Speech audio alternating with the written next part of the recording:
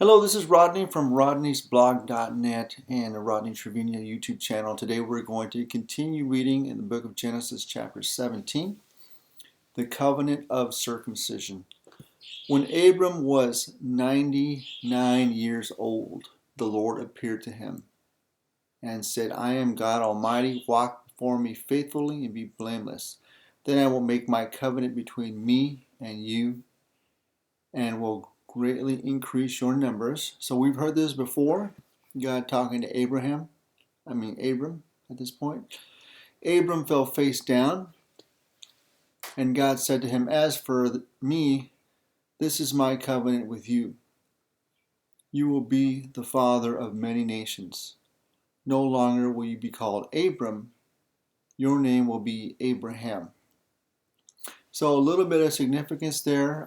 If you don't know, Abram means exalted father. And Abraham means father of a multitude. So he's promoting Abram, which was, again, testing his faith because Abram was 99 years old. And he's being told that he's going to have multitudes of offspring. So it's really testing Abraham's faith here. Your name will be Abraham, for I have made you the father of many nations. I will make you very fruitful. I will make nations of you, and kings will come from you.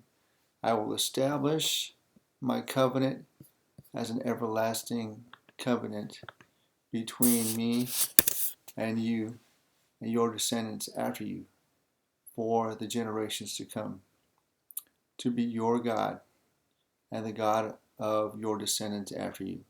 The whole land of Canaan, where you now reside as a foreigner, I will give you as an everlasting possession to you and your descendants after you, and I will be their God.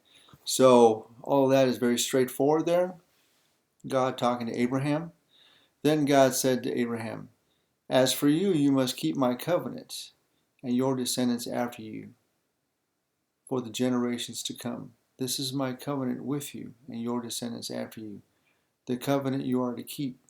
Every male among you shall be circumcised. So on Abraham's part, his job to fulfill the covenant was to be circumcised, and every male be circumcised. You are to undergo circumcision, and it will be a sign of the covenant between me and you. For the generations to come, every male among you who is 8 days old must be circumcised, including those born in your household or bought with money from a foreigner, those who are not your offspring. So yeah, it appears the slave trading was widely accepted in those days. Not that God is condoning slavery, but that's just the way things were back then. And so he included the slaves along in the covenant as well. They will be circumcised as well. Whether born in your household or bought with your money, they must be circumcised. My covenant in your flesh is to be an everlasting covenant. Any uncircumcised male who has not been circumcised in the flesh will be cut off from his people. He has broken my covenant. So it was a strict requirement to be circumcised. If not, you were not part of God's covenant. Verse 15, God also said to Abraham, As for Sarai, your wife, you are no longer to call her Sarai. Her name will be Sarah. So Sarah, meaning the mother of nations.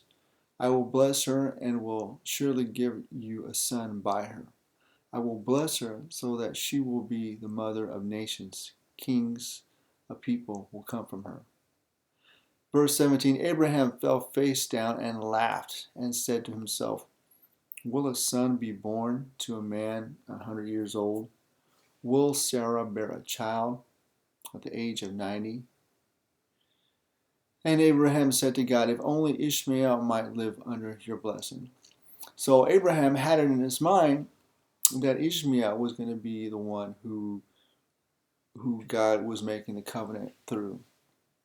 And God said, no, that was never my intention. That whole thing that happened with Hagar and Sarai and that that's not the way God had intended to fulfill his promise. He was going to do it through Sarai. And God will do that many times. He will wait until the situation looks absolutely impossible. There's no way a 100-year-old man and a 90-year-old woman can have a child, and that child is going to grow to be many nations. God will do that purposely to show you how powerful he is and how there's nothing impossible for him. To the point that Abraham fell down laughing, and God didn't even seem to take offense at that, just because of the relationship perhaps that Abraham had with God. But he mentioned Ishmael. If only Ishmael might live under your blessing. Then God said, yes, but your wife Sarah will bear you a son, and you will call him Isaac. In my last video, I mistakenly said that Ishmael's brother was Jacob. My mistake. It was Isaac after all. And you will call him Isaac. So the child's not even born yet. He has a name. I will establish my covenant with him as an everlasting covenant for your descendants after him. As for Ishmael, I have heard you. I will surely bless him. I will make him fruitful and will greatly increase his numbers. He will be the father of 12 rulers, and I will make him into a great nation. But my covenant I will establish with Isaac, whom Sarah will bear to you by this time next year. Then, when he had finished speaking with Abraham, God went up from him. So with Ishmael, that's not the child of the covenant that God had intended, but nevertheless, God will bless Ishmael as well, and he will become a great nation, great people.